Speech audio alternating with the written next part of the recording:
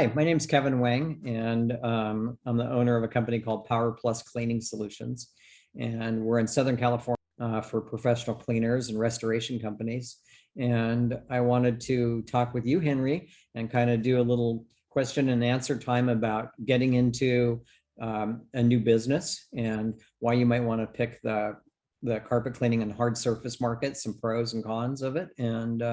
And then I thought we'd play a bit of devil's advocate with it. Maybe you can ask me some tough questions as you think about them, or just stir it up a bit, because you might think of some things that I'm not discussing and vice versa.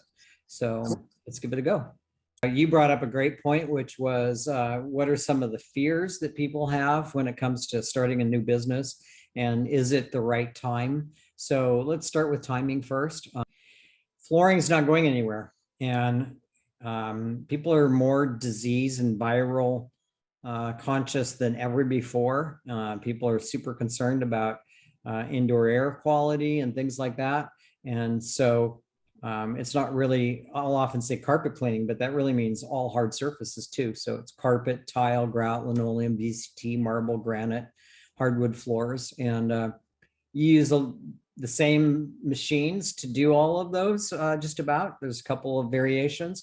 You change the chemistry on different things, but we stock all of that here. One of the beautiful things about starting like a professional cleaning business is you get to pick your own time and your hours. So you can keep your normal job and do this on the side, and you could pick up a job after hours during the week, or you could do some on Saturday or on Sunday. It's a great time to do it. It's a great time for engineers that are being displaced and things like that. There's a lot of professionals that just want to either get out of what they're doing or try something new or start their own thing or have more control in their lives. And unlike internet scams, it's a real business to get into. It's real income, and you have a lot of control over your time. You take vacations when you want to, because you have control over when you book your jobs. Okay. So you kind of bring up finances there a little bit, and I want to talk a little bit about that. I'm very conscientious about where my money goes.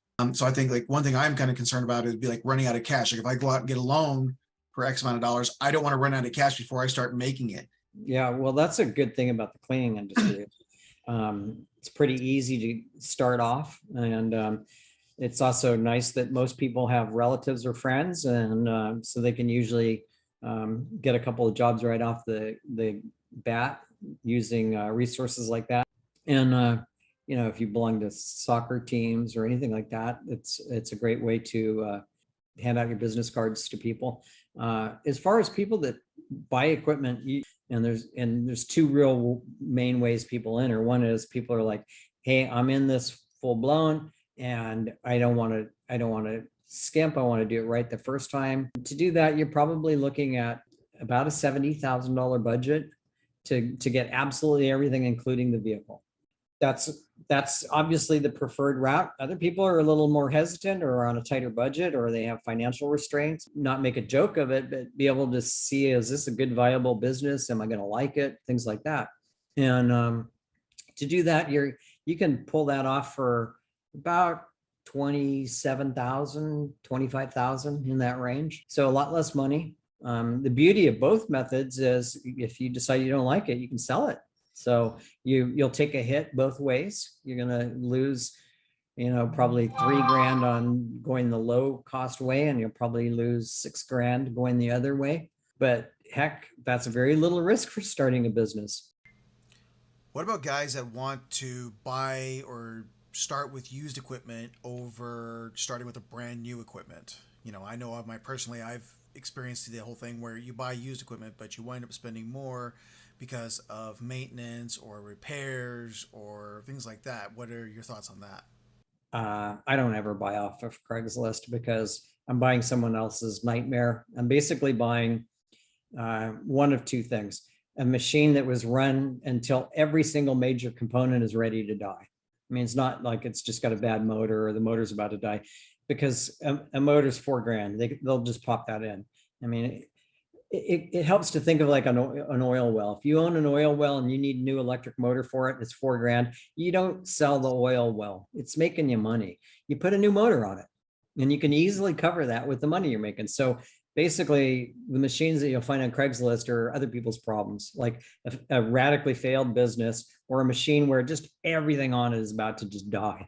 And half the things probably already are. And there's no warranty, there's no training, there's no uh, ability to go back and say, hey, this machine isn't what you said, give me my money back, Right.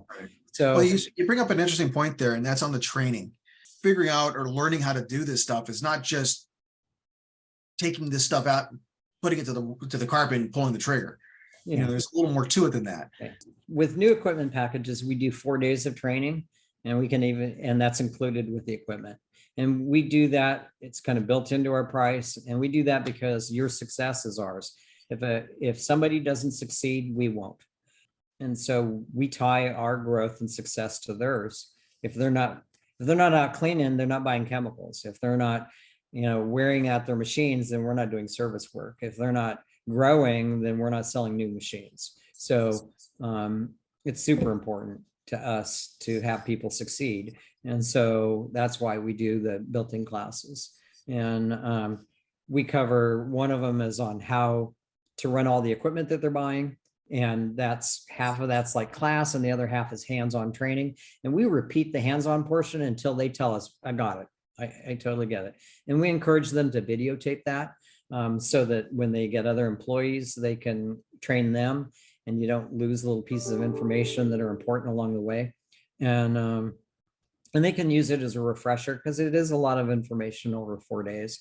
And then the second class is the science of cleaning. And it teaches people, how does it really work? Like most people really don't know anything more than squirt something on something and suck it off or wipe it off. That's how we think of cleaning. But, there's a science to cleaning.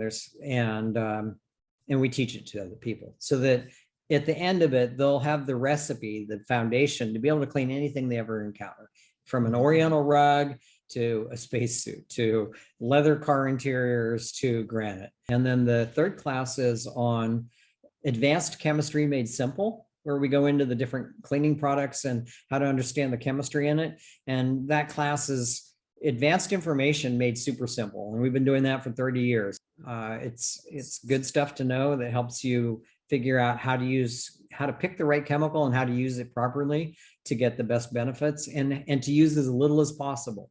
The fourth class is on an overview of business, and it's how to go about your marketing, your management, how to deal with HR, how to deal with legal issues and things like that. And we just touch on all of the different issues that people don't think about when they start a business, or they don't know, because we don't know what we don't know.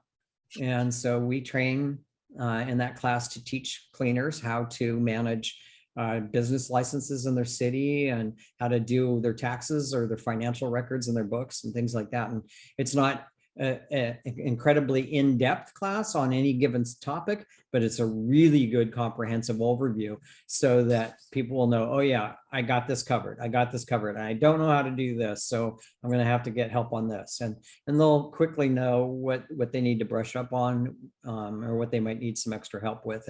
And we can arrange for that to happen.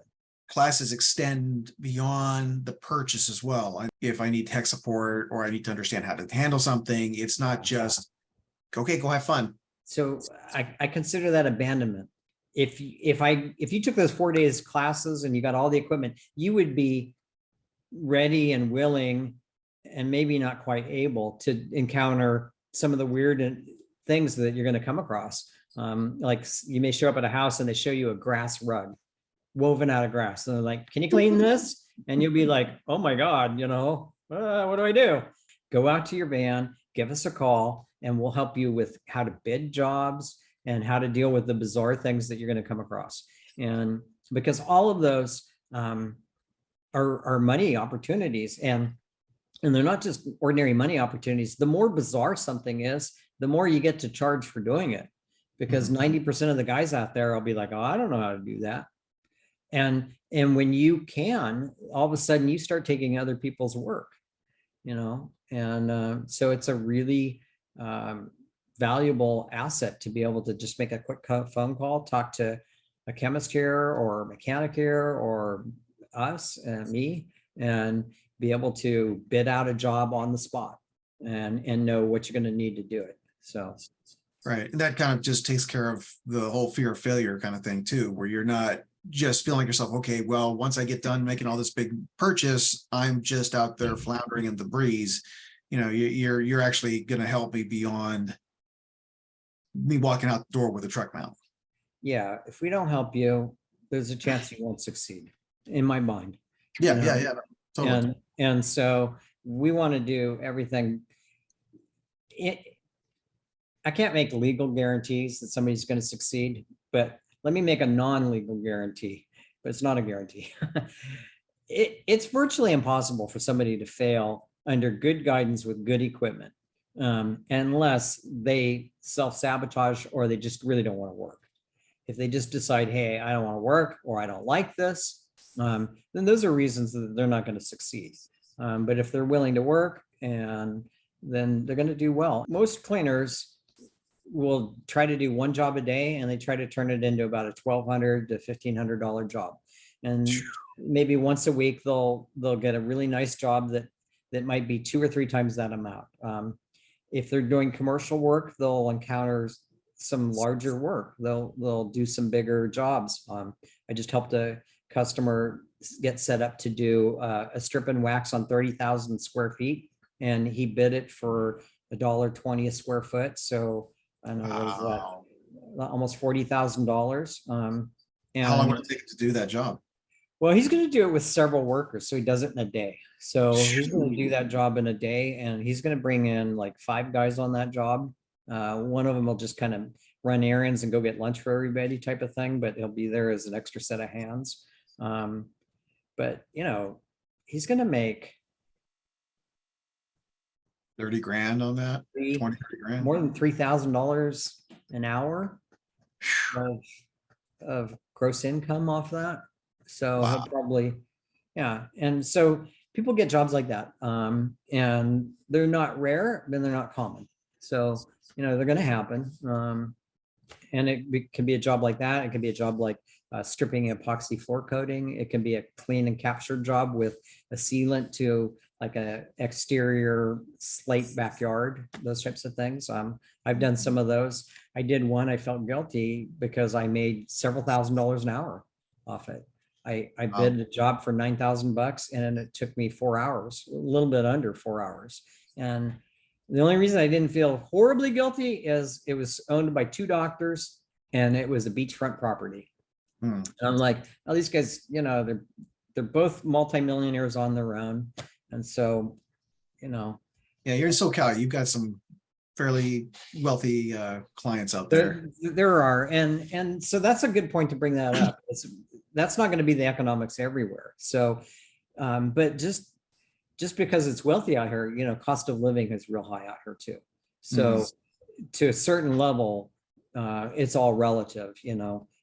People tell us, well, I can't charge $1,200 to clean a home. And maybe they're in the Midwest somewhere.